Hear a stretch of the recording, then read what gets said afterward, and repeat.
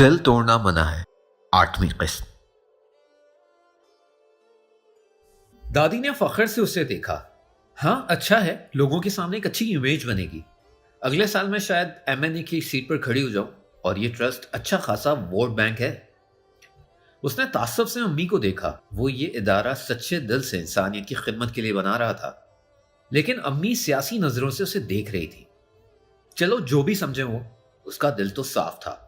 वो दिन में एक बार वहां जरूर जाता, काम की निगरानी के लिए। और काम जिस तेजी से हो रहा था, 1 साल में पूरा बंगला मुकम्मल हो जाना था। फिर स्टाफ की भर्ती और जरूरत की अशिया। उसके बाद वो बाकायदा इफ्तिताह कर देता। वो अपनी वजह से आजकल काफी परेशान सा रहने लगा था।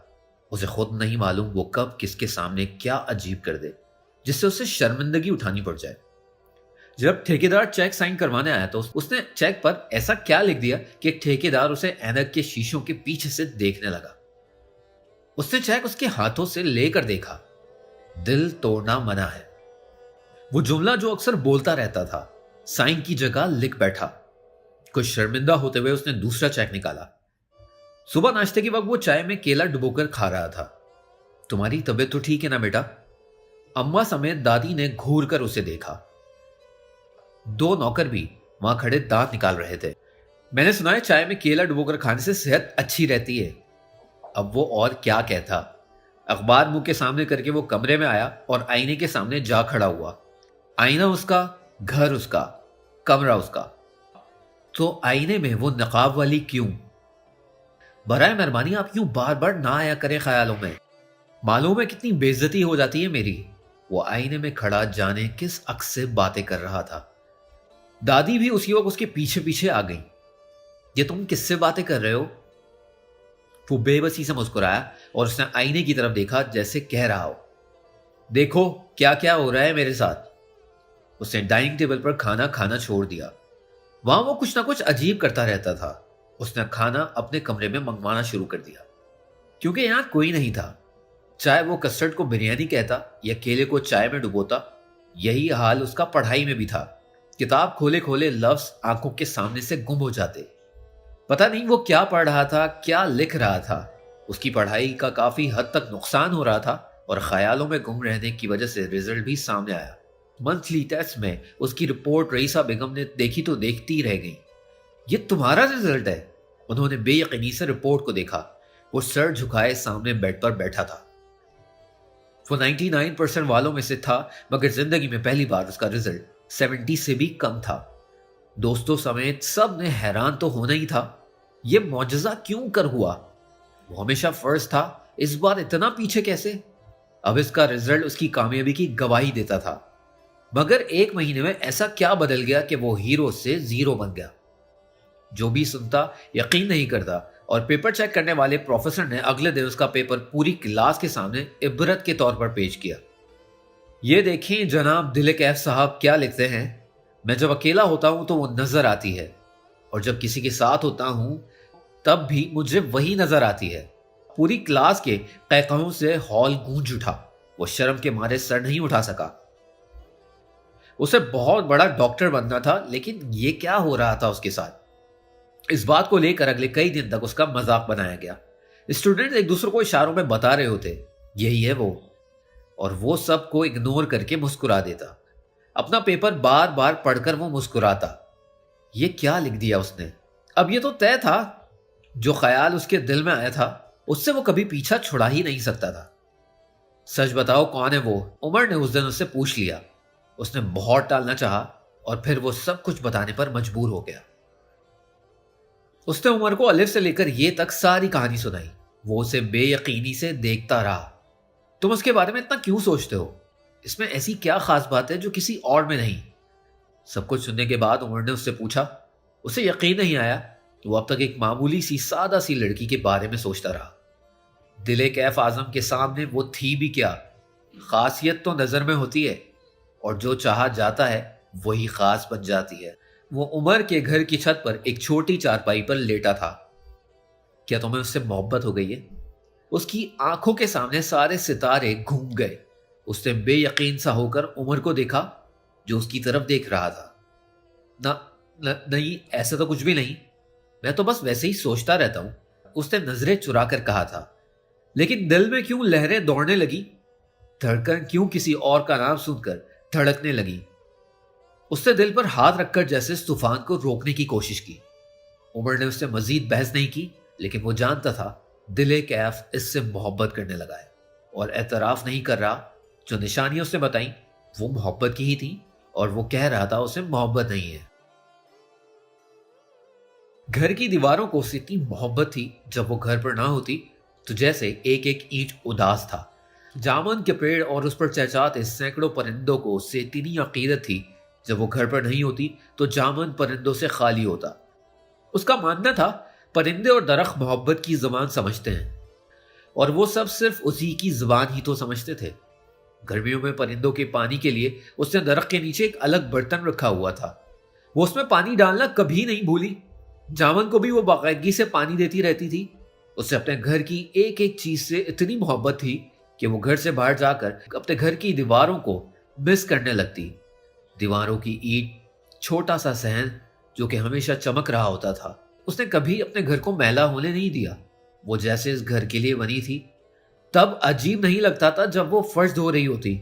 अजीब तो तब लगता जब वो घर पर नहीं, अरमान, अब्बू, अम्मी चाहे सब घर पे होते, लेकिन जब तक वो घर पे काम करती हुई नजर ना आती तब तक सब कुछ अधूरा अधूरा सा लगता था। अम्मा कभी कभी दुखी होकर कहती, इस घर की दीवारों और दरख्तों को तुमसे इतनी मोहब्बत है, जिस दिन तुम यहां से चली जाओगी सब तुम्हें ढूंढते रह जाएंगे। वो माँ की गोद में सर रखकर कहती, अम्मी कभी मेरा दिल नहीं चाहता कि मैं इस घर को छोड़कर जाऊं।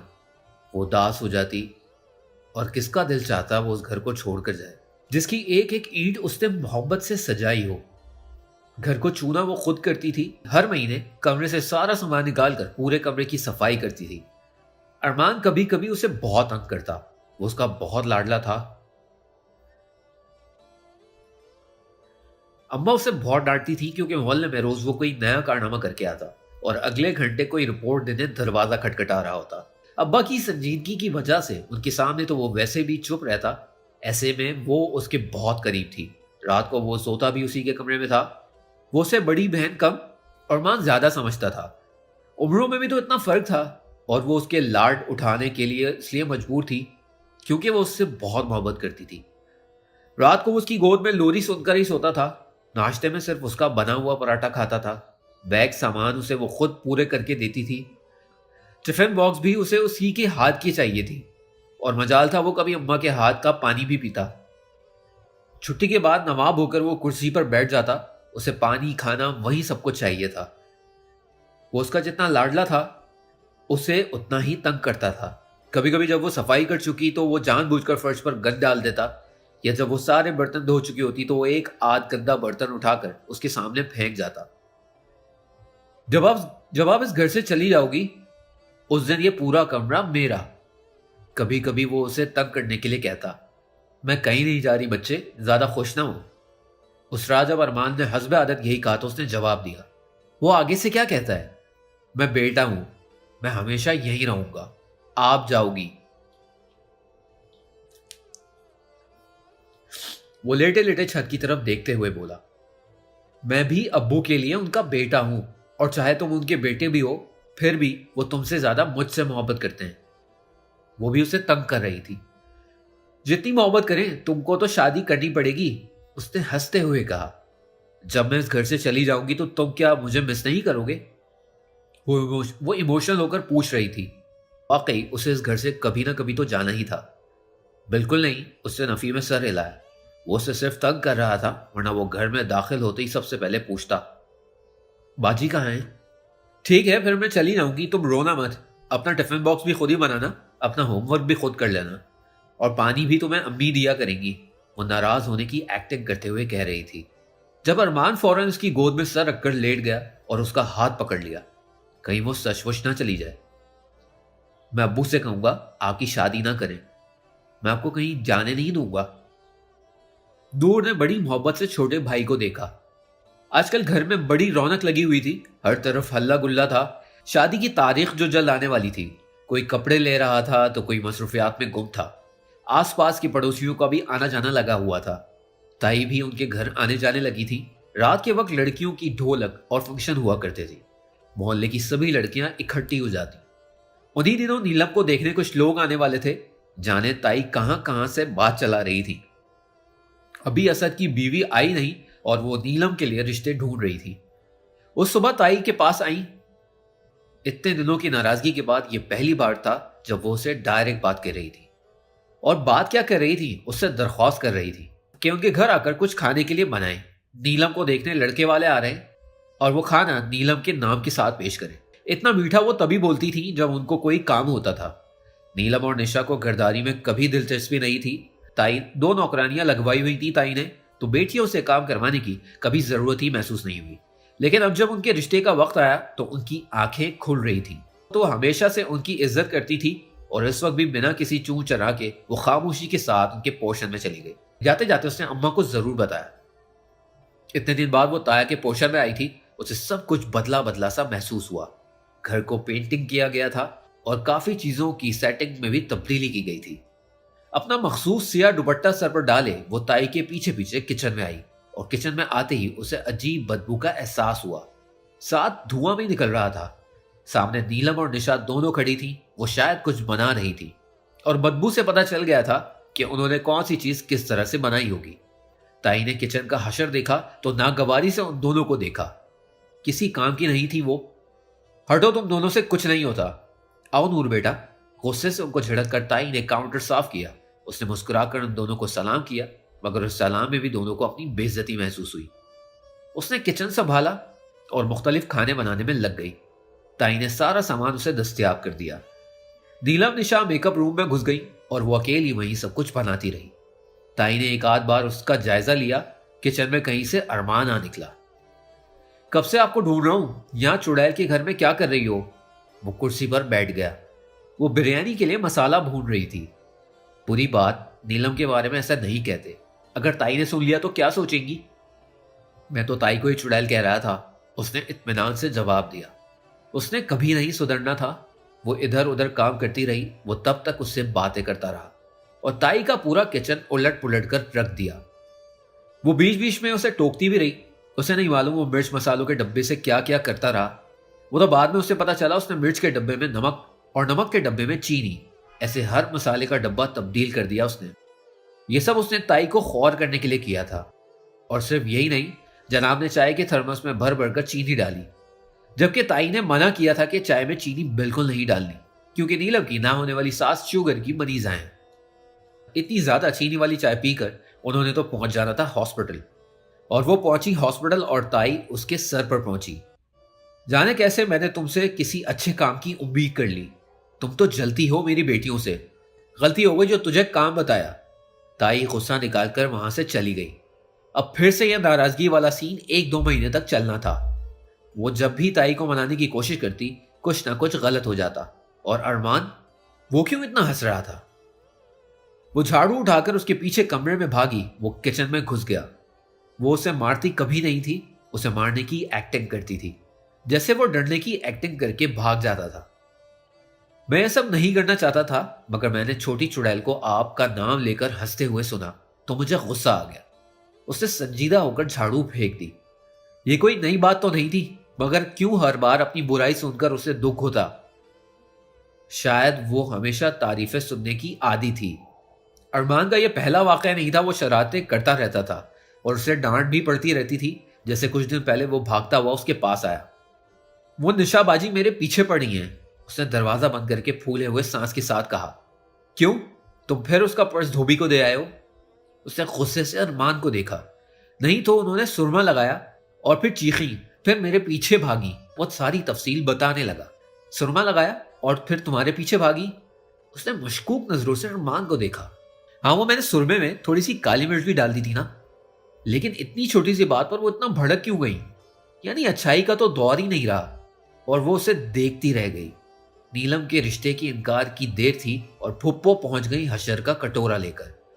बड़े दिनों से वो इंतजार में थी और अब जब उन्हें लगने लगा कि उन्होंने देर की तो कहीं बहुत देर ना हो जाए, ताई ने सीधा इनकार नहीं किया।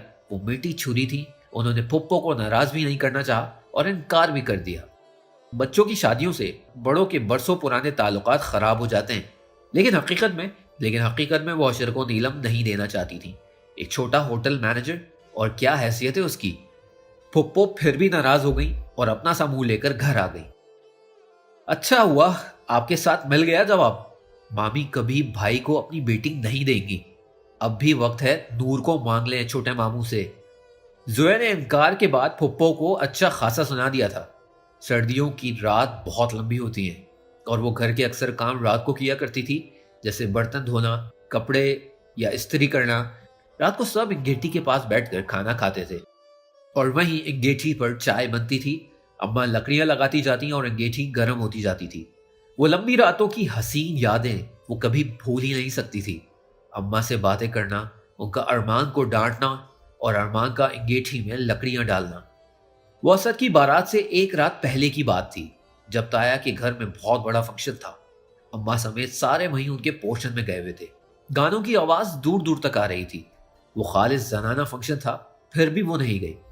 उसके आधे से ज्यादा काम ऐसे पड़े हुए थे। अभी उसने बर्तन साफ करने थे, फिर कपड़े इस्त्री करने थे और पेपर्स की तैयारी भी करनी थी। जोया उसे कई बार बुलाने भी आई, मगर उसने मना कर दिया। ताई, फुप्पो, सब रिश्तेदारों और मेहमानों के साथ मसरूफ थी। घर में बहुत रश था और ये रश सिर्फ ताया के पोर्शन में ही था। उनका और फुप्पो का पोर्शन अंधेरे में डूबा हुआ था। उसकी आदत थी वो रात को जामुन को पानी देकर सोती थी और चिड़ियों वाला बर्तन भर कर रखती थी। हस्बे आदत ये सब कर रही थी जब उसने किसी साए को अपने करीब आते देखा। वो फहद था और अचानक उसे वहां देखकर उसके हाथ से जग गिर गया। वो मुस्कुरा रहा था और उसकी मुस्कुराहट बहुत खतरनाक थी। उसने अपना दुपट्टा दुरुस्त किया, जो काम के दौरान यूं ही बेतरतीब सा हो गया था। फहद भाई, आप यहां इस वक्त? लफ्ज टूट कर अदा हुए थे। वो उसे देखकर डर जो इतना गई थी। 2 कदम वो आगे आया, फिर उसने घबराकर पीछे देखा। घर खाली था और शोर में कोई उनकी आवाज भी नहीं सुन सकता था। नूर, तुम मुझे बहुत अच्छी लगती हो। मैं हमेशा से तुम्हें यह बताना चाहता था, लेकिन हाफिज चाचा के डर से बता नहीं सका। प्लीज मुझसे दोस्ती कर लो, किसी को भी पता नहीं चलेगा। तुम्हें जो चाहिए होगा मैं वो दूंगा। वो किसी भी बात की तवक्का कर सकती थी, लेकिन जो उसने कहा ये बात उसने कभी नहीं सोची थी। वो उसे भाई जैसा समझती थी, लेकिन उसकी नजरों ने हमेशा उसे डराए रखा। ये आप क्या कह रहे हैं फाद भाई? आप खुदा के लिए यहां से चले जाएं। उससे आगे कदम बढ़ाए। फहद ने पीछे देखा, कोई नहीं था। फिर इसने नूर का हाथ पकड़ लिया और घबराहट के मारे उसकी चीख निकली। बीच में जो छोटा दरवाजा था, वहां से जोया अपना लहंगा संभालते हुए आई। फहद, ये क्या कर रहे हो तुम? जोया तकरीबन चिल्लाई। उसने गुस्से से फहद को देखा, जो जोया की आवाज सुनकर ही उसका हाथ छोड़ चुका था। वो कोई जवाब सोचता उससे पहले अम्मा और फुप्पो भी वहां आ गई और माहौल की नजाकत को समझ गई। साइमा ने तो अपने दिल पर हाथ रखा। ताई भी वहां आ गई और यूं पूरा घर वहां इकट्ठा हो गया। मैंने यहां किसी को दीवार कूदते देखा था तो देखने चला आया कि कोई नूर को नुकसान ना पहुंचाए, लेकिन इसने मेरा हाथ पकड़ लिया। फहद ने उसकी तरफ इशारा किया, जो पहले से आंसू बहा रही थी, और फहद के इस इल्जाम पर तो जैसे पत्थर हो गई। फुप्पो ने मुंह पर हाथ रखा। ताया और अब्बा भी उस वक्त एक साथ घर में दाखिल हुए। झूठ मत बोलो, मैंने खुद देखा तुमने इसका हाथ पकड़ा हुआ था। जोया चिल्लाते हुए उसके सामने आई और फहद घबरा गया। ताया ने आगे बढ़कर फहद का गिरबान पकड़ते हुए उसे 2 थप्पड़ लगाए। ताई उसे छुड़ाने के लिए आगे बढ़ी। झूठ बोलती है ये लड़की, मेरा बेटा ऐसा नहीं कर सकता। मुझे तो शुरू से ही उसके लक्षण सही नहीं लग रहे थे। ये जो नकाब का ड्रामा करती थी ना, उसके अंदर ये कालिक थी। ताई जोर से चिल्लाई उस पर और वो रोए जा रही थी। अम्मा ने उसे कांधे से पकड़ा हुआ था। खबरदार भाभी, हमारी बच्ची पर ऐसा इल्जाम लगाने से पहले 1000 बार सोचें। हवा में दीमक लग सकती है, लेकिन नूरे सहर कभी अपने वालिदैन का एतमाद नहीं तोड़ सकती। ताई ने गुस्से से अब्बा को देखा। सब उस वाक़े से बुरी तरह मुतासर हो चुके थे। चलो बेटा, ये फरिश्तों का घर है। यहाँ की औरतें दूध से धुली हैं। जो बुरे तो हम हैं, जो बार बार हम इनको अपना समझकर रिश्ते निभाने आते हैं। ताई फहद का हाथ पकड़कर उसे खींचकर वहां से ले गई। इस वाक़े के बाद सबके दिलों और घर में बहुत बड़ी दीवार आ गई थी। ताई ने उनसे सारे रिश्ते और ताल्लुक खत्म कर लिए थे। जो बीच में एक दरवाजा था, ताई ने उस पर ताला लगाकर बंद कर दिया। इस वाक़े को घर के बाहर इसलिए भी ज्यादा हवा नहीं मिल सकी क्योंकि वो शादी का दिन था। सब मसरूफ थे, किसी को किसी का होश ही नहीं था। लेकिन इस वाक़े के बाद वो बहुत डर गई थी। इतना तो वो उस रात भी नहीं डरी थी जब वो अजनबी दीवार फलांग कर आया था। वो उस दिन के बाद फिर कभी नहीं मिला उसे। उसने दोबारा कभी उसे कॉलेज में भी नहीं देखा। जाने कहाँ चला गया था। वो उसके लिए अहम नहीं था, वो उसके बारे में नहीं सोच रही थी। और सबसे अच्छी बात तो ये थी, अब्बू ने उस पर एतमाद का इजहार करके उसका सर फख्र से बुलंद कर दिया। वो हमेशा उसके लिए सायादार शजर थे। वो कहते थे, मुझे फख्र है तुम पर जो तुम भाई साहब की बेटियों जैसी मॉडर्न और फैशन के चक्करों में नहीं पड़ी। वो घंटों उनके पास बैठकर उनसे बातें करती थी। ज्यादा वो बोलते, वो बस सुनती रहती थी। बाप से बातें करते हुए भी उसकी आंखों में एक हया सी रहती थी। और जब उसका रिजल्ट आया तो अब्बू ने प्यार से उसके सर पर हाथ रखा। उसका रिजल्ट वैसा ही था जैसा उसने तैयारी की थी। वो उसके हर रिजल्ट पर मिठाई बांटते थे और अम्मा मोहल्ले के हर घर में भिजवाती थी। मोहब्बत क्या है और ये कहां से दिल में आ जाती है और क्यों आ जाती है, वो कुछ नहीं जान सका। उमर ने जैसे उस दिन पूछा, क्या तुम्हें उससे मोहब्बत हुई है, तब से लेकर अब तक वो बेचैन था और ये बेचैनी खत्म ही नहीं हो रही थी। वो जहां जाता, जो करता, ये बेचैनी उसके साथ थी। अपने बारे में उसे यकीन था कि उसे कभी मोहब्बत हो ही नहीं सकती। वो किसी के बारे में इतना सोच भी नहीं सकता था। और अब भी जब दिल में चोर दरवाजे बनने लगे, वो उस हकीकत से दूर भाग रहा था। वो अपने दिल से एतराफ करने से डर रहा था। ये मोहब्बत ही है दिल कैफ, जितनी नजरें चुरा लो तुम कभी इस हकीकत से दूर नहीं भाग सकते। उसने आईने में खड़े शख्स को कहते हुए सुना। ठीक है, मुझे उससे मोहब्बत है, बस अब खुश। उसने आईने के सामने एतराफ किया और उसका सारा वजूद कांप उठा। पहले वो किसी बेनाम रिश्ते की वजह से उसे सोचता था और अब वो उससे मोहब्बत का एतराफ कर चुका था। और ये एहसास बहुत हसीन था। सब कुछ बहुत अच्छा लगने लगा। बेवजह मुस्कुराने का जी चाह रहा था। वो हंसमुख और खुश मिजाज तो हमेशा से ही था, लेकिन अब कुछ ज्यादा ही हो गया। उसका रूटीन नहीं बदला। वो हमेशा की तरह सुबह जल्दी कॉलेज आकर गेट से कुछ फासले पर बैठ जाता और उसके आने का इंतजार करता। जब तक वो ना आती, वो लम्हे कयामत होते। वो अपने कजन के साथ आती थी। हमेशा सीधा देखकर चलना उसकी आदत थी। वो कभी अपनी कजन की तरह इधर उधर नहीं देखती थी और ना ही उसने कॉलेज में उसे किसी और लड़की से बात करते हुए देखा।